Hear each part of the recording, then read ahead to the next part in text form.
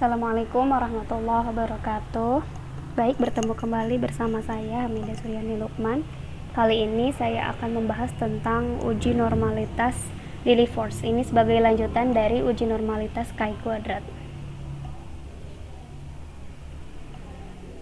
Oke, kita langsung saja. Uji normalitas dengan Lillie Force ini digunakan untuk data yang tidak dalam distribusi bergolong. Jadi datanya untuk data yang satu-satu, tidak dalam bentuk interval atau dalam bentuk data tunggal. Sama seperti uji Chi kuadrat, untuk menguji normalitas menggunakan Lillie Force ini menggunakan beberapa tahapan. Yang pertama, rumuskan hipotesis. Kemudian yang kedua, tentukan taraf signifikansi uji. Yang ketiga, mengubah setiap data ke dalam bilangan baku ZI menggunakan rumus ZI sama dengan XI min X bar dibagi S. Ini rumus bilangan baku. Kemudian nanti kita akan menentukan statistik uji menggunakan rumus L, simbol dari Lillie Force, yaitu nilai maksimum dari FZI dikurangi SZI. FZI itu adalah peluang atau luas di bawah kurva Z, di mana Z ini harus kurang dari sama dengan ZI. Menggunakan distribusi normal baku, jadi kita akan menggunakan tabel distribusi normal baku. Sedangkan SZI yaitu proporsi cacah Z yang kurang dari sama dengan ZI terhadap seluruh data. Jadi menggunakan rumus Z sama dengan data ke I dibagi seluruh data, dibagi jumlah seluruh data atau N. Untuk menentukan daerah kritis menggunakan Lillie Force, ini rumusnya L, di mana L harus lebih besar dari Lillie Force tabel.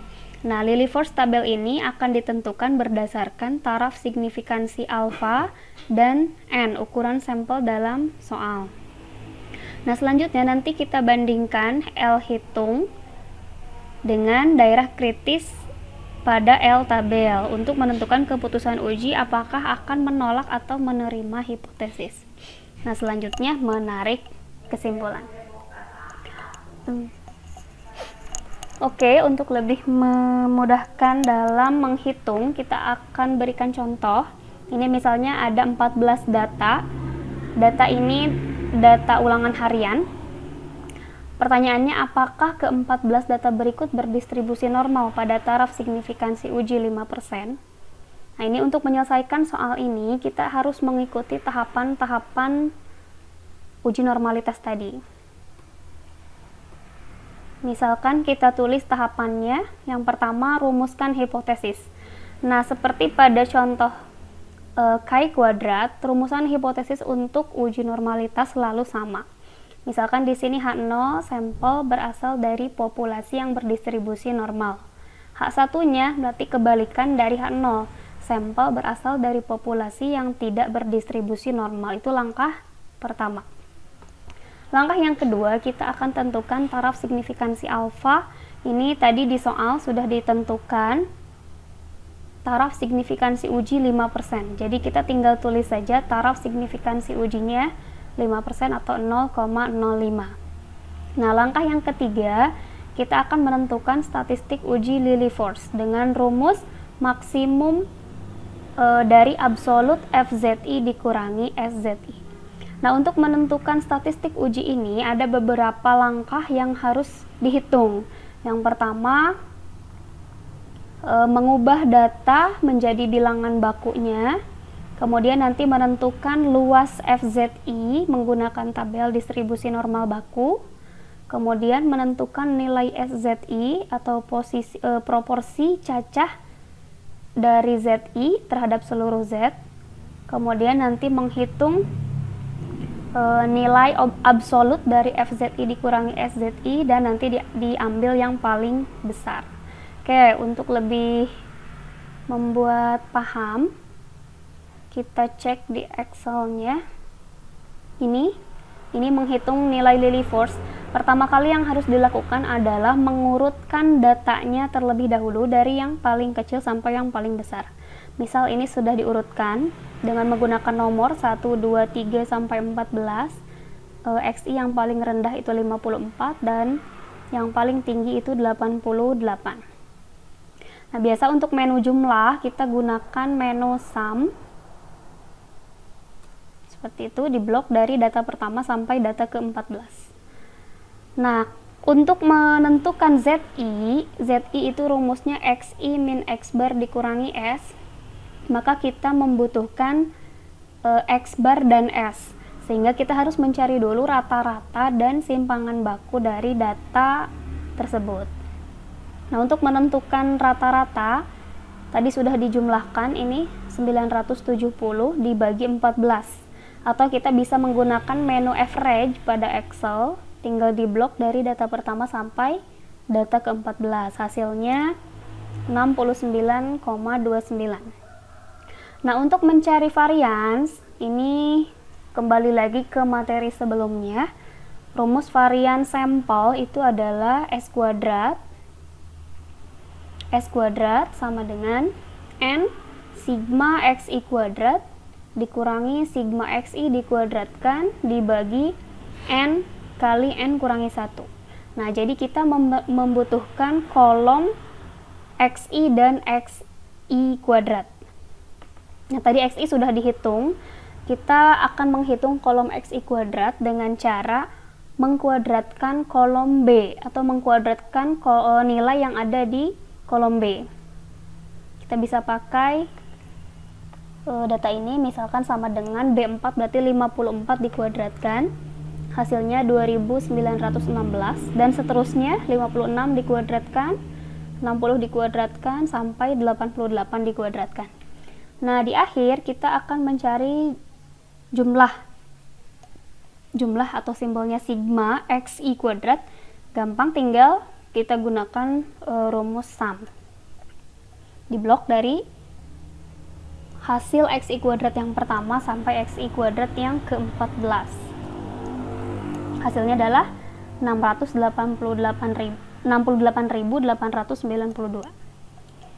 Oke, selanjutnya kita masukkan ke rumus varians menggunakan rumus tadi N, ada 14 data, dikali C18, 68.892, kemudian dikurangi X sigma XI, jumlah seluruh data 970, yang dikuadratkan dibagi dengan N, berarti 14, dikali N dikurangi 1, 14 kurangi 1, 13, maka hasilnya adalah 129,60. Nah, ini menggunakan rumus varian sampel, atau kita juga bisa menggunakan rumus yang ada di Excel, simbolnya atau rumusnya adalah VARS. Nah, VARS varian sampel. Ini tinggal di blok saja data dari 54 sampai 88. Hasilnya sama persis, yaitu 129,60. Nah, untuk mencari simpangan baku atau ini yang kita perlukan S, tinggal mengakarkan nilai varians. Di sini di Excel rumusnya adalah SQRT ya, square root berarti akar kuadrat dari 129,60. Hasilnya adalah 11,38. Oke, sampai situ kita sudah menentukan nilai X bar atau rata-rata dan S, simpangan baku dari sampel. Nah, selanjutnya kita akan menghitung ZI. ZI adalah nilai baku dari XI, nilai baku dari nilai yang ada di soal. Caranya tadi rumusnya XI dikurangi X bar dibagi S. Nah, untuk data pertama berarti ini 54 dikurangi 69,29 dibagi S 11,38. Jadi hasilnya adalah negatif 1,34.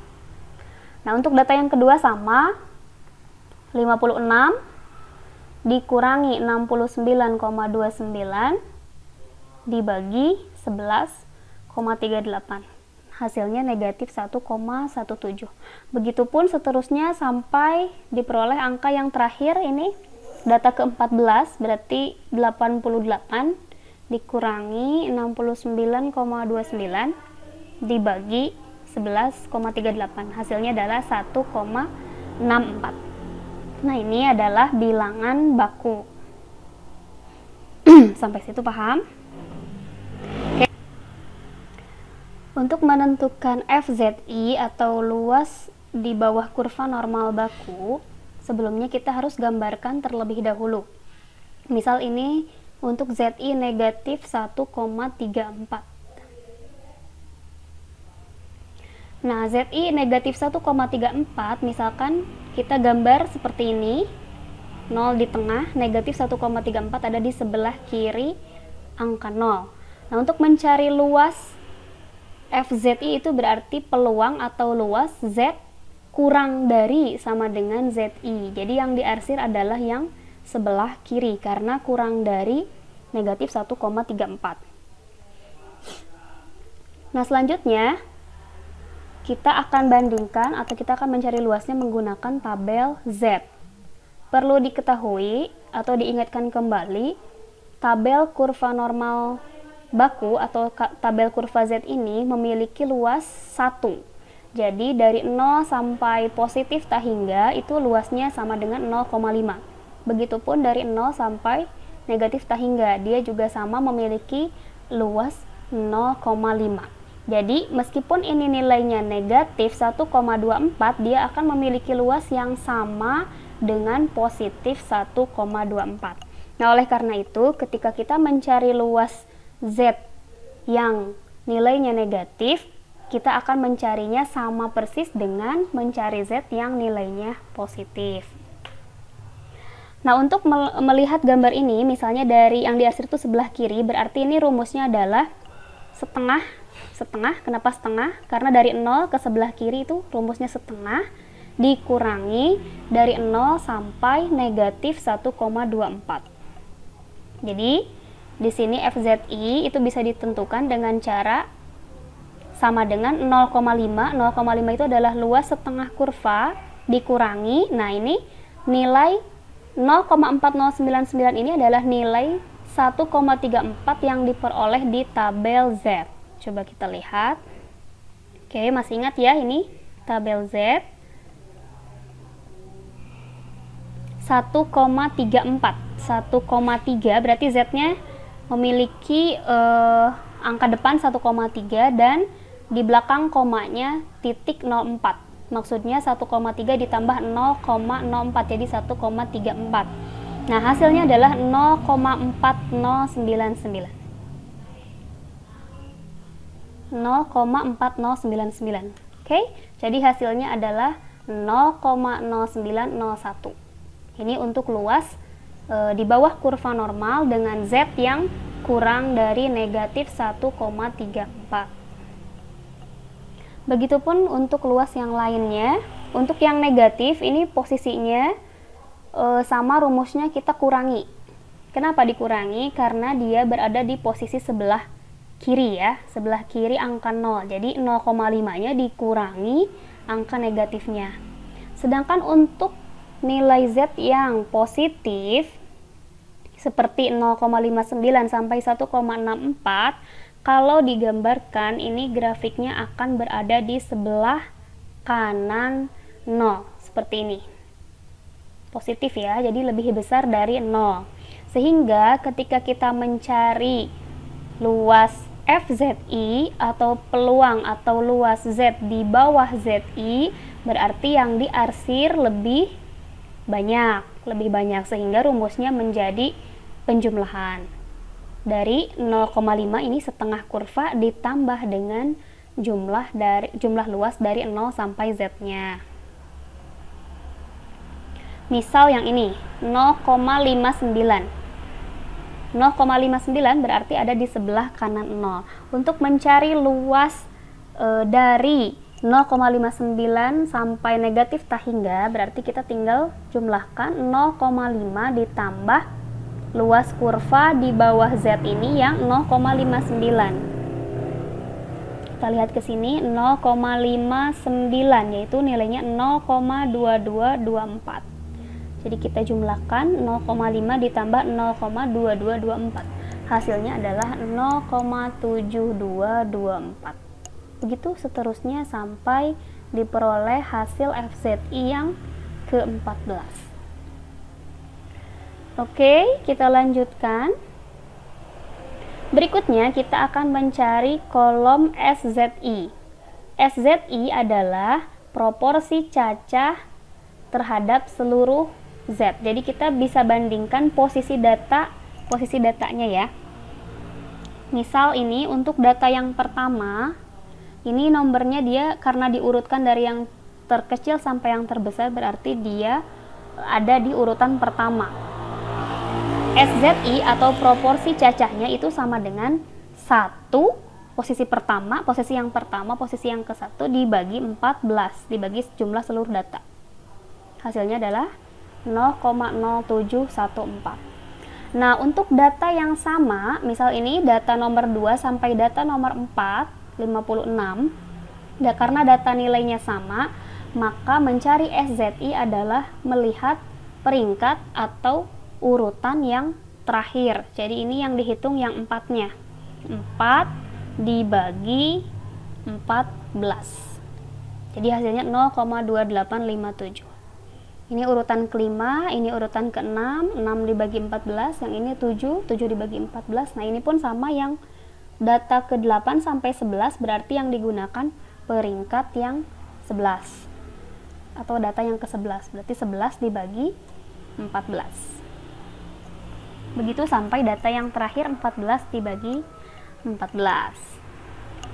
Oke, selanjutnya kita akan menghitung absolut atau nilai mutlak dari pengurangan FZI dikurangi SZI. Nah, di Excel kita bisa gunakan rumus ABS ya, absolut. Jadi nilainya tidak akan ada yang negatif. Kita tinggal ketik ABS dalam kurung, klik FZI-nya, misalkan ini 0,0901 dikurangi SZI 0,0714. Jadi hasilnya adalah 0,0187. Begitu seluruhnya, masing-masing data dikurangi dan diabsolutkan atau dimutlakan. Nah, setelah selesai semua, baru kita bisa mencari L maksimum atau nilai Lillie force hitung. Caranya dengan mencari nilai maksimum dari absolut FZI dikurangi SZI. Dalam Excel kita bisa gunakan rumus max, kemudian di blok bagian kolom absolut FZI dikurangi SZI. Di enter, hasilnya adalah 0,1647. Jadi nilai Lillie force hitung pada soal tersebut adalah 0,1647. Nah, kita akan masukkan atau substitusikan ke dalam cara menjawab. Ini jadi di sini sudah ditentukan nilai yang paling besarnya adalah 0,1647. Oke, langkah keempat kita akan menentukan daerah kritis, yaitu membandingkan tabel Lillie force dengan alfa yang sudah ditentukan. Alfanya 0,05 dan n-nya atau jumlah datanya 14. Kita tinggal lihat ke tabel uji Lillie force. Ini tingkat signifikansi alfa, berarti kita pilih yang 0,05. Kemudian untuk ukuran sampel kita pilih yang 14. Nah, jadi hasilnya adalah 0,227. Oke, di sini tabel Lillie force hasilnya 0,227. Nah, untuk daerah kritis kita gambarkan seperti ini. 0,227 itu sebelah kanan dan ini posisinya lebih besar dari 0,227. Jadi yang diarsir adalah sebelah kanan 0,227.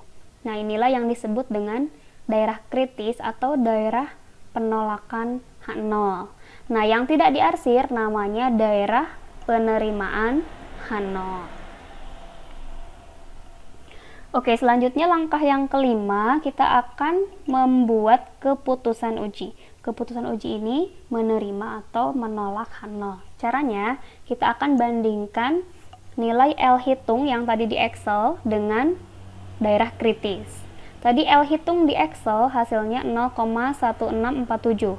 Kemudian kita bandingkan dengan L tabel 0,227, ini posisinya kurang dari. Nah, ketika kurang dari, kita masukkan ke gambar, substitusikan ke sini, 0,1647 itu sekitar sini, di bawah daerah yang diarsir. Berarti dia masuk kategori daerah penerimaan H0. Sehingga di sini dituliskan berada di daerah terima H0. Nah, ketika nilai Lillie Force hitung berada di daerah terima H0, kita akan menyimpulkan di langkah yang ke-6, yaitu menerima H0. Apa itu H0? Kita lihat lagi ke bagian yang pertama. H0 adalah sampel berasal dari populasi yang berdistribusi normal, sehingga kita simpulkan sampel ke-14 data nilai tadi berasal dari populasi yang berdistribusi normal. Oke. Itu adalah pembahasan mengenai uji normalitas menggunakan Lillie Force. Oke, semoga bermanfaat ya. Assalamualaikum warahmatullahi wabarakatuh.